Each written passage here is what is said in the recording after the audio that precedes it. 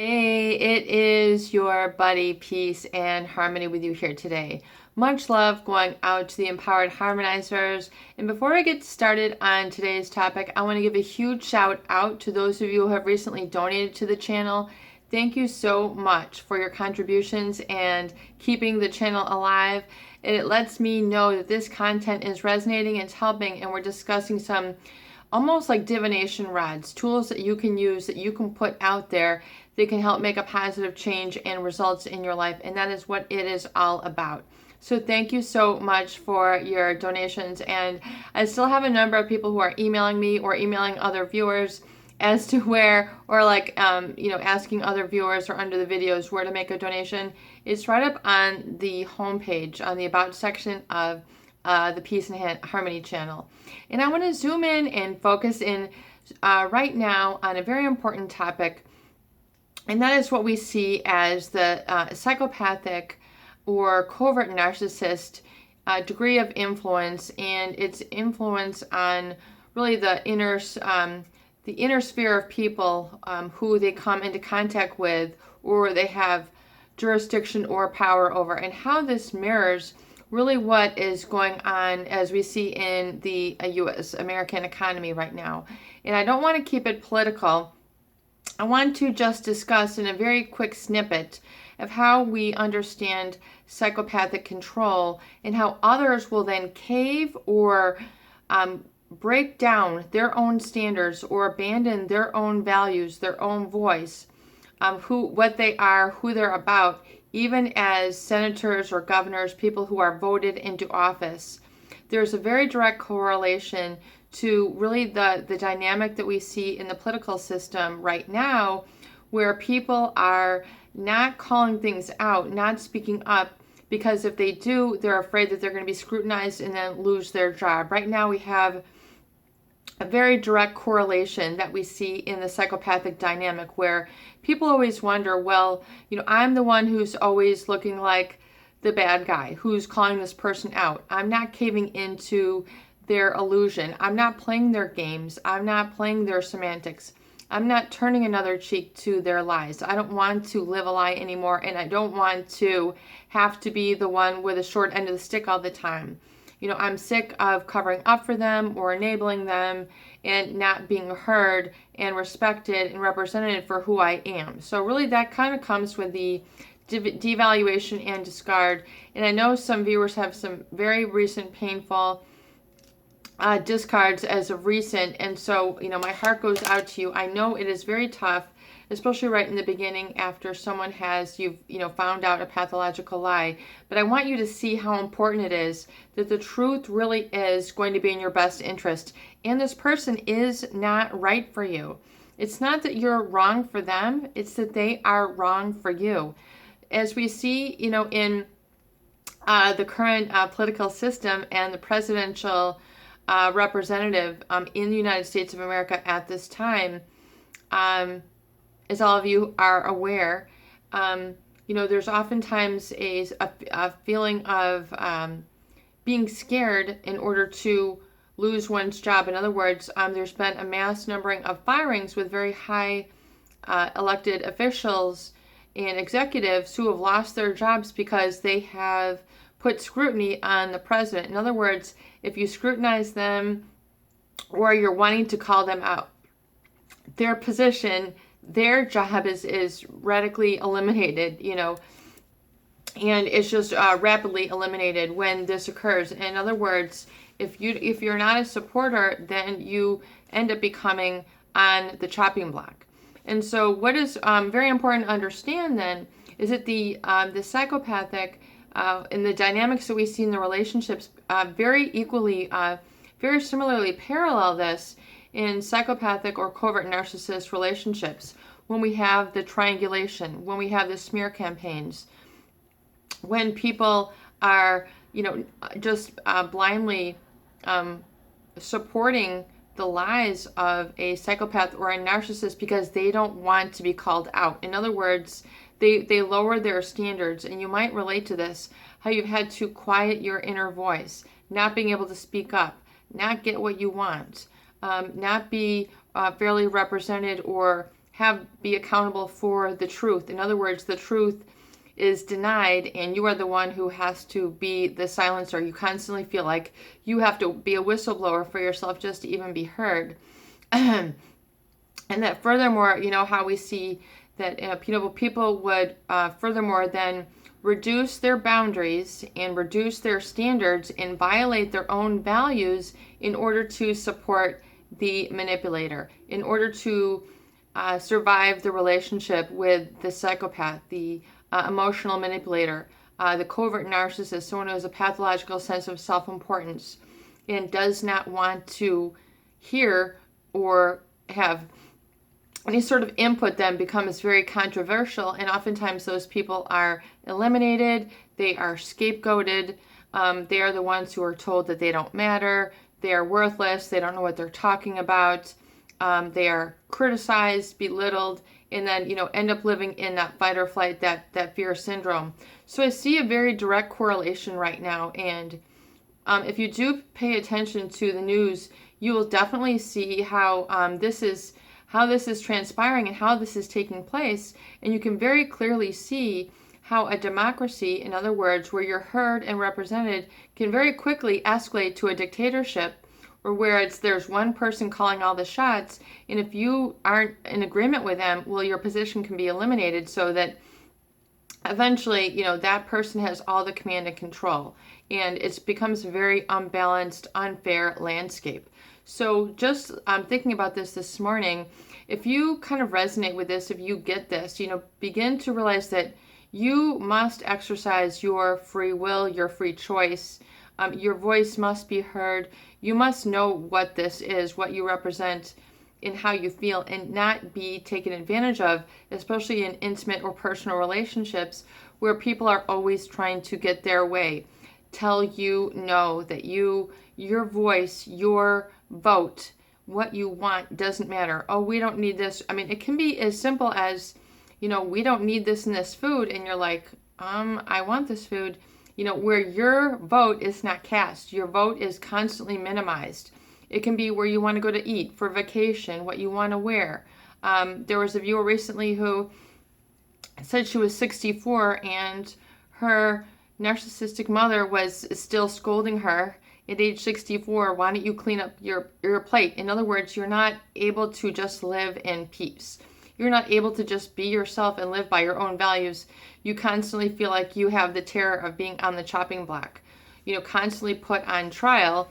And this is, becomes very, people then tend to internalize and attribute the wrong to them. There must be something wrong with me if I want this, when there is nothing wrong. So you need to correct your values and realize you're not wanting something wrong. You have the right to your needs. You have the right to your desires. Anyone who is trying to cramp your style is trying to cramp your style. Period. End of story. I mean, that's just exactly what it is. You need to call it for what it is and be okay with the decision, and being okay with your choices, and being okay with having peace, and okay with being empowered in that, and knowing what that is, and knowing what your rights are. It's so important that you have to realize that you have these as a God-given inalienable right. It's a personal right. It is your freedom. It is your voice. It is your heart. It is your passion. So begin to acknowledge that, and begin to, move and distance yourself from those people where you are being scapegoated or sabotaged, or feeling like, you are constantly in a feel of being threatened because you don't go along with the lie. You don't go along with the game. You don't go along with the matrix. You're constantly having to swallow a lot of crow just to people please. You absolutely positively do not need to do that. In fact, you will grow on your spiritual journey when you're able to say, no, I want. No, I prefer.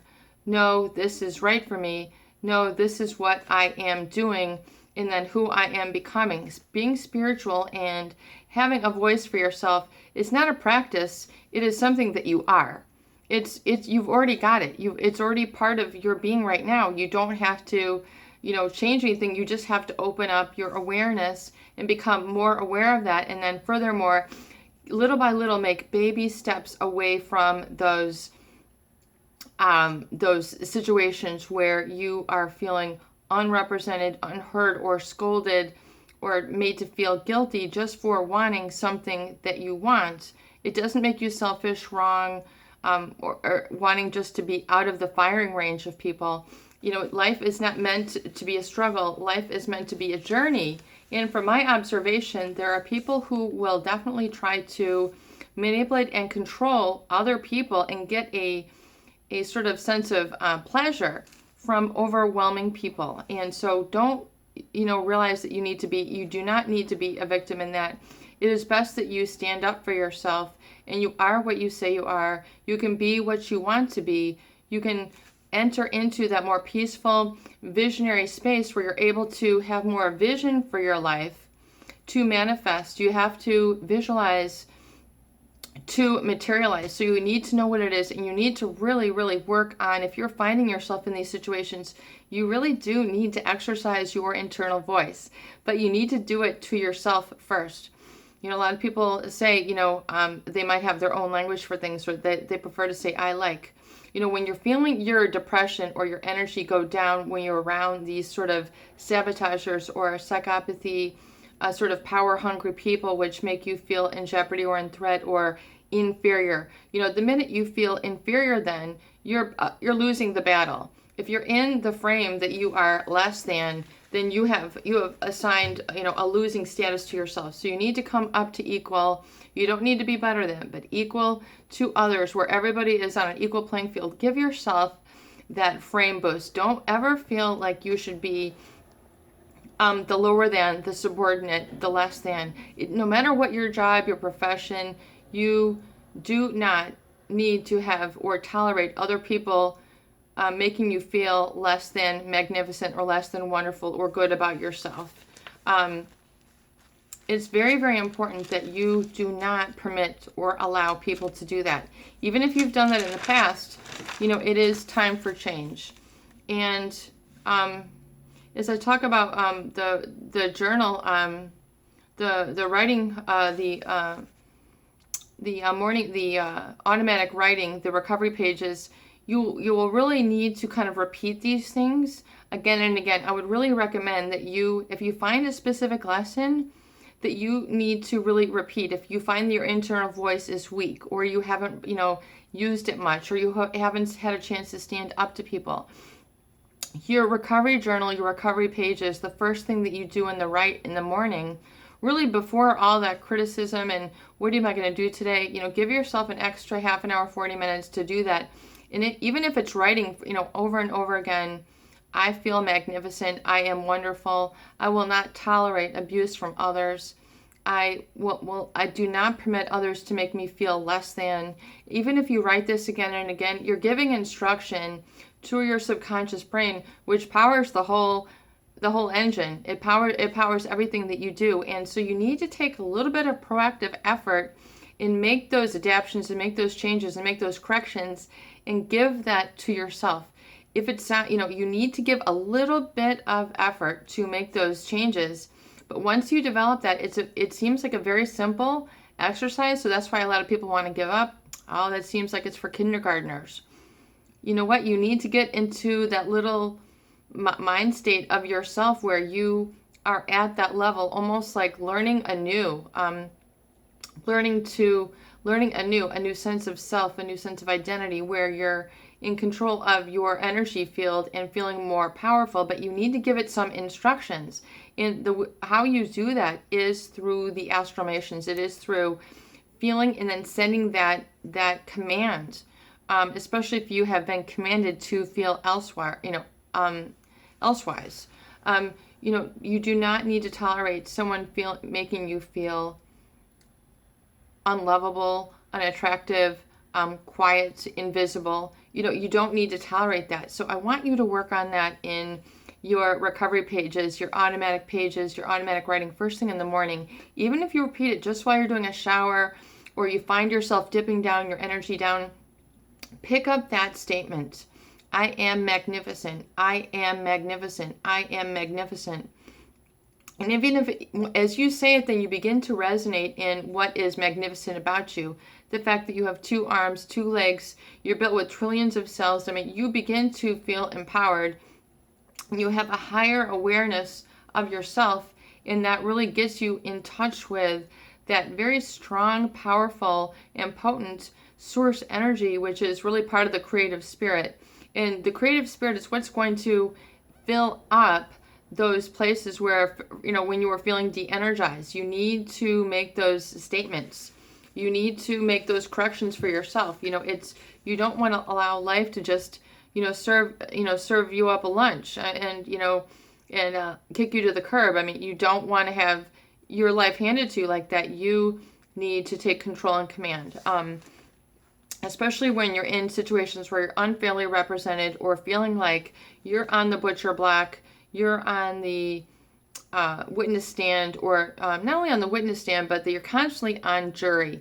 They're just waiting for one thing for you to do wrong. You don't need to live life under that sort of pressure or fear. It is not healthy, and it will not serve you. Those people will not serve you. So for those people, especially who have been through a recent, exposure of a psychopath or a covert narcissist and realize that they've been cheated on, they feel so heavily betrayed, realize it's not a reflection of you, it's a reflection of that person and their lack of ability to communicate and commit.